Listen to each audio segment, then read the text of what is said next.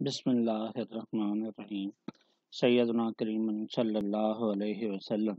अस्सलाम वालेकुम second year class.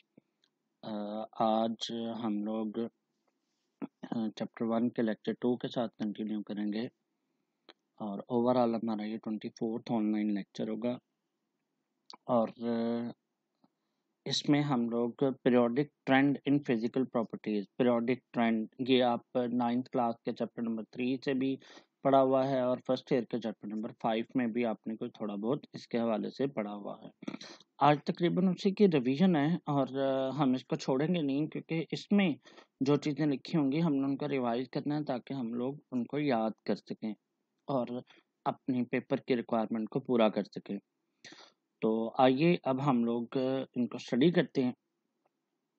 देखें, आपको ये तो पता ही है कि मॉडर्न पीरियोडिक टेबल में एलिमेंट को अरेंज करते हैं according to their ascending order of atomic number, यानी एटॉमिक नंबर के बढ़ते हुए इजाफे के साथ हम एलिमेंट्स को क्या करते हैं, तरतीब देते हैं इन मॉडर्न पीरियोडिक टेबल। ठीक है, और and there classification in group and period is based on their similarities in their properties, यानी जिनकी प्रॉपर्टीज एक जैसी हैं वो ग्रुप में आ जाते हैं और जिनमें डिफरेंट हो जाती हैं वो पीरियड में आ जाते हैं। तो इसका मतलब ये हुआ कि इनकी प्रॉपर्टीज के सिमिलरिटी की बेस पर हम इनको ग्रुप्स और पीरियड्स में भी डिस्ट्रीब्यूट करते हैं। Yet, due to gradual increase in the number of proton in the nucleus and electron in the outermost shell, जैसे जैसे हम लेफ्ट से राइट एटॉमिक नंबर में इजाफा होता है, प्रोटॉन भी बढ़ते हैं न्यूक्लियस में और न्यूट्रल एटम का रखने के लिए नंबर ऑफ इलेक्ट्रॉन भी बाहर वाले शेल्स में बढ़ते हैं। तो इसका मतलब है कि उनकी फिजिकल और chemical properties of the element steadily very, यानी स्टेडीली का मतलब होता है बतदरीज बदलती हैं विद इन द ग्रुप और ए पीरियड, ग्रुप में भी और पीरियड में भी। आइए अब हम उन फिजिकल प्रॉपर्टीज को डिस्कस करें जो बदलती हैं, जिसमें पहली है एटॉमिक रेडियस। देखें, एटॉमिक रेडियस एटम का साइज इतना छोटा होता है कि हम लोग एटॉमिक साइज जो है ना 3 टर्म्स में हम लोग पढ़ेंगे, बल्कि 2 टर्म्स में। एक आई थिंक एटॉमिक रेडियस है और एक आयोनिक रेडियस है। ठीक है, एटॉमिक साइज को हम 2 टर्म्स में पढ़ेंगे, एटॉमिक रेडियस और एटम से बनने वाले आइंस के रेडियस की बात करेंगे। तो पहले हम एटॉमिक रेडियस की बात कर लें। एटॉमिक रेडियस में अगर आप बात करेंगे तो आपको 9th क्लास में भी लिखा हुआ था, फर्स्ट ईयर में भी लिखा हुआ था कि एटम का साइज इतना छोटा है कि इसको डायरेक्ट मेजर करना मुमकिन नहीं है बाय ऑप्टिकल माइक्रोस्कोप। ठीक है, फिर इसका मतलब ये हुआ कि हम इनका साइज डायरेक्टली मेजर नहीं कर सकते। तो फिर एक टेक्निक डेवलप की गई, वो क्या, 2 एटम्स को का बॉन्ड बनाया गया। जैसे ये देखें, ये 2 एटम्स बॉन्डेड एटम्स हैं और इनके न्यूक्लियाइज के दरमियान, ये न्यूक्लियाइज हैं, इनके दरमियान जो डिस्टेंस है d, उसका हाफ ले लें तो आपके पास क्या बचता है, रेडियस r। ठीक है, तो r किसके इक्वल है, r किसके इक्वल है, सॉरी, r किसके इक्वल है, d/2 के, d/2 के। ठीक है, तो इसका मतलब ये हुआ कि इनके दरमियान डिस्टेंस का हाफ जो है वो किसके बराबर होता है, r के। ठीक है, अब ये एक इनडायरेक्ट मेथड आपने अप्लाई कर लिया। देखो लिखा हुआ, distance between the centres of the 2 bonded atom of any element, half of the distance is considered to be, half of the distance is considered to be radius of the atom. ठीक है, अब आइए अब हम लोग इनका trend पढ़ते हैं। ट्रेंड का मतलब क्या होता है कि ये बदलते कैसे हैं। ठीक है, वेरी कैसे होती हैं ट्रेंड्स। और पहले हम लोग ग्रुप में ट्रेंड देख लेते हैं, फिर इसके बाद इसका पीरियड में ट्रेंड देखेंगे। In periodic table atomic radius increase from top to bottom. Top to bottom का मतलब है ऊपर से नीचे एटॉमिक रेडियस बढ़ता है विद इन द ग्रुप, एक ग्रुप में। अब due to increase in their atomic number, क्योंकि ऊपर से नीचे एटॉमिक नंबर में इजाफा होता है। और एक और वजह, एक तो ये वजह होगी कि ये शॉर्ट क्वेश्चन आ सकता है कि why atomic radius increase from top to bottom within a group. क्यों ऐसा होता है? तो इसकी एक रीजन तो होगी कि एटॉमिक नंबर बढ़ता है, दूसरी रीजन ये होगी है कि एटॉमिक नंबर बढ़ने के साथ साथ ना एडिशन ऑफ एक्स्ट्रा शेल भी हो जाती है, एक्स्ट्रा शेल बढ़ जाता है, एक शेल बढ़ जाता है। यानी अगर पहला पीरियड है तो उसमें एक शेल है, तो दूसरे पीरियड में कितने होंगे? 2 शेल होंगे, तीसरे पीरियड में कितने होंगे? 3 शेल होंगे, ग्रुप में ऊपर से नीचे अगर आप बात करें तो। ठीक है, तो इसका मतलब है शेल का इजाफा हो जाता है इन ईच पीरियड। उसके बाद ये 2 रीजन हो गई हैं इसके एटॉमिक रेडियस की from top to bottom increase करने की। In period however atomic number increases from left to the right, लेकिन एटॉमिक नंबर एक एक करके बढ़ तो रहा है, लेकिन एटॉमिक रेडियस डिक्रीज। अब ये पीरियड में ट्रेंड हो गया। यहां से हम किस में ट्रेंड शुरू करेंगे? पीरियड में। ऊपर वाला जो है वो ग्रुप में ट्रेंड था, और ये वाला जो है वो किस में है? पीरियड में ट्रेंड हो गया। तो अगर आप पीरियड में ट्रेंड की बात करें, ठीक है, in period however atomic radius increase from left to the bottom, हत्ता के एटॉमिक रेट जो नंबर है वो बढ़ता है from left to the right but atomic size decrease. अब इसकी रीजन, अब ये शॉर्ट क्वेश्चन है। This gradual decrease in radius is due to increase in positive charge in the nucleus. Nucleus में एटॉमिक नंबर बढ़ने के साथ साथ पॉजिटिव चार्ज यानी प्रोटॉन बढ़ते हैं। ठीक है, as positive nuclear charge increase होता है, the negatively charge electron in the shell are pulled closer to the nucleus. यानी बाहर वाले जो इलेक्ट्रॉन हैं वो न्यूक्लियस उनको करीब पुल कर लेता है। ठीक है, और इस तरह एटम का साइज क्या हो जाता है? छोटा हो जाता है। The size of outermost shell become gradually smaller. तो ये तो था रीजन यहाँ तक, बल्कि आगे भी देख लेते हैं अगर हुआ तो इसका मतलब ये हुआ कि एक तो रीजन ये आ गई आपके पास कि न्यूक्लियस में पॉजिटिव चार्ज बढ़ने की वजह से एटम के जो वैलेंस शेल के इलेक्ट्रॉन हैं वो एक दूसरे के करीब आ जाते हैं और एटम का साइज छोटा हो जाता है।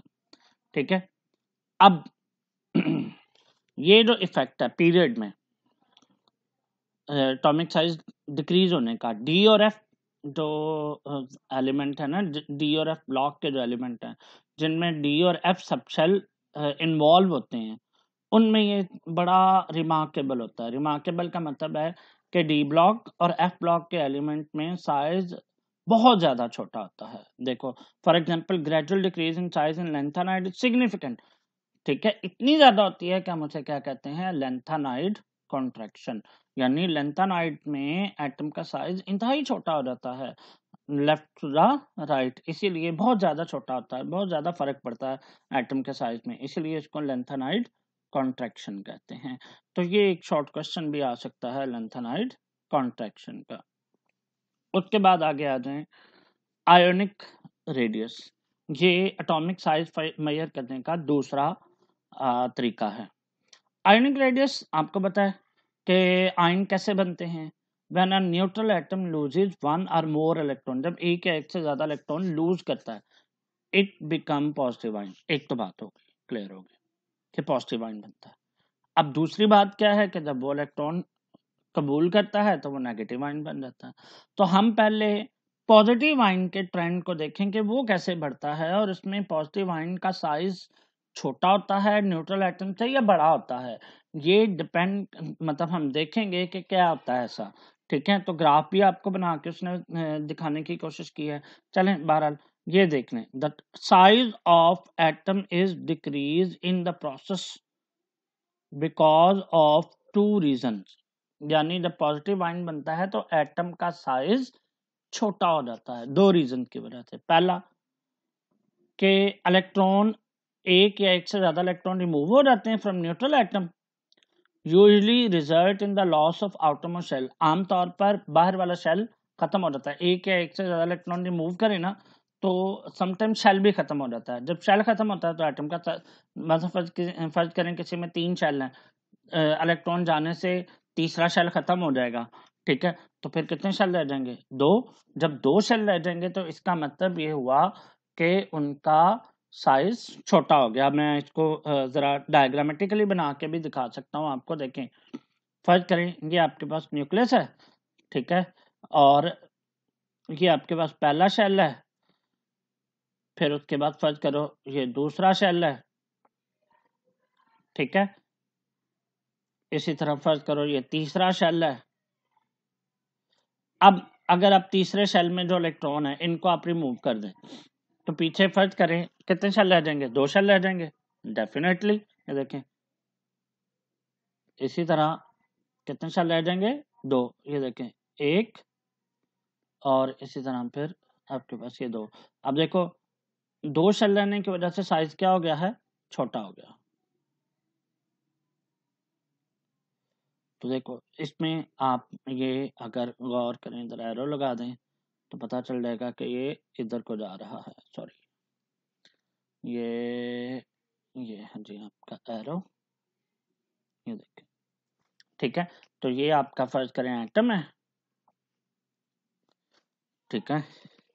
तो इसके साथ आगे ये वाला हमारा क्या है? पॉजिटिव आयन है।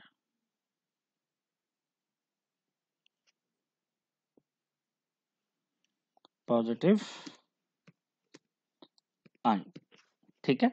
तो अगर आप देखें तो पॉजिटिव आयन में बाद का शेल डिक्रीज हो जाता है, एक तो इलेक्ट्रॉन जाने से, इस वजह से पॉजिटिव आयन का साइज न्यूट्रल एटम से क्या आता है? छोटा होता है। दूसरी रीजन क्या लिखी हुई है?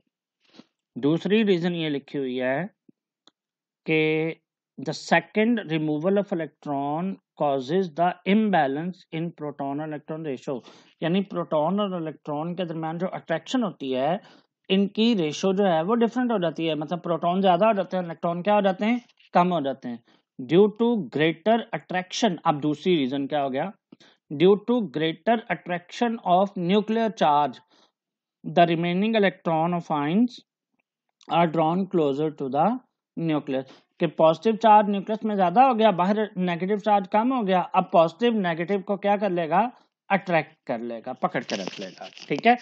तो इसीलिए 2 रीजंस हैं। नंबर 1 शेल लूज हो जाता है, नंबर 2 रिमेनिंग इलेक्ट्रॉन को न्यूक्लियर चार्ज जो है वो ज्यादा अट्रैक्ट करता है। 2 रीजन की वजह से आयनिक रेडियस यानी पॉजिटिव आयन का रेडियस छोटा होता है। पॉजिटिव आयन के रेडियस को कैटाइनिक रेडियस, क्योंकि पॉजिटिव आयन को कैटाइन भी कहते हैं, इसलिए इसको कैटाइनिक रेडियस का नाम दे सकते हैं कि कम हो जाएगा, ठीक है।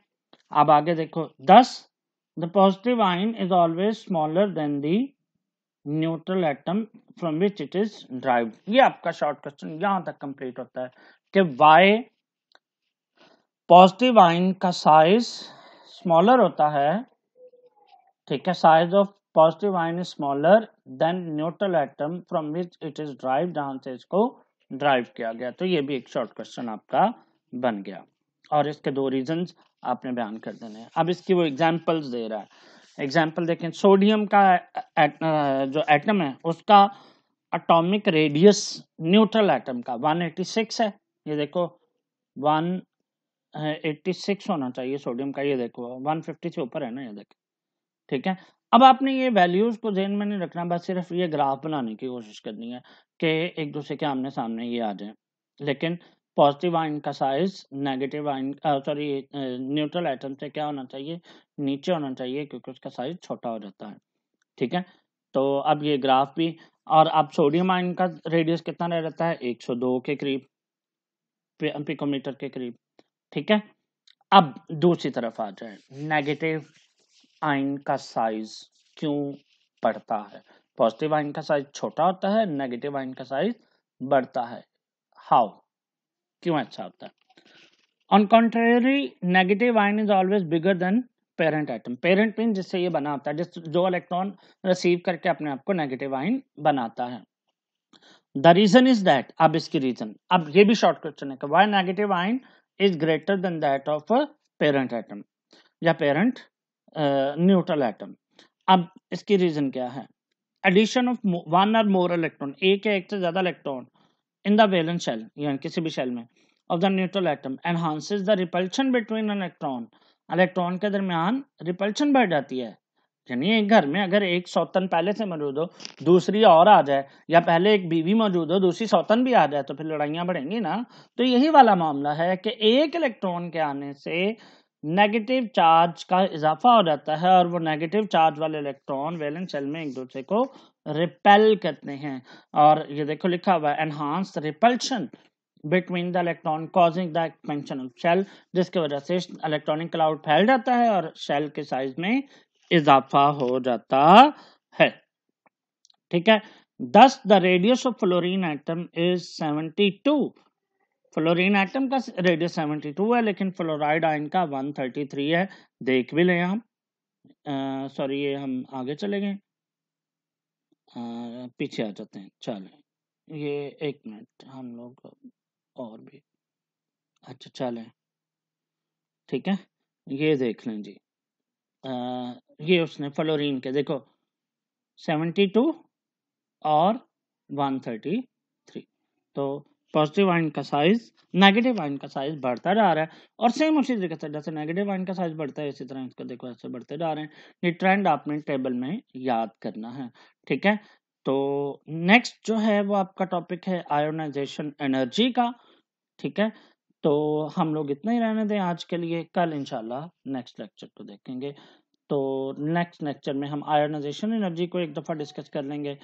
आयोनाइजेशन एनर्जी का with in the group and period में इनके ट्रेंड और इनकी जो वेरिएशन है, और इसमें कुछ एनोमलस बिहेवियर भी है कि ट्रेंड के मुताबिक कम होना चाहिए लेकिन कभी कभी बढ़ जाता है, क्यों ऐसा होता है, या समटाइम आयोनाइजेशन एनर्जी ट्रेंड के मुताबिक कम होनी चाहिए लेकिन बढ़ जाती है, या बात का बढ़नी चाहिए लेकिन कम हो जाती है। अब ये ट्रेंड में जो डिफरेंस है ये शॉर्ट क्वेश्चन में आ सकते हैं, एनोमलस बिहेवियर इसे कहते हैं, और वो इंशाल्लाह हम लोग कल डिस्कस करेंगे। फिर इलेक्ट्रॉन अफिनिटी के बारे में डिस्कस करेंगे, मेटालिक करेक्टर है, और मेरा ख्याल है मेल्टिंग और बॉइलिंग पॉइंट की वेरिएशन है, और उसके बाद ऑक्सीडेशन। अल्हम्दुलिल्लाह, सॉरी बच्चों, तो नेक्स्ट इंशाल्लाह हम लोग आगे आयोनाइजेशन एनर्जी के साथ कंटिन्यू करेंगे। ये पेज नंबर 11 तक आपका है, यहाँ तक। ठीक है, periodic table relationship in compound की हमारे स्मार्ट सिलेबस के साथ नहीं है, तो हम इंशाल्लाह इनको 2-3 दिनों में इसको वाइंड अप कर लेंगे। बहुत शुक्रिया, अल्लाह हाफिज़।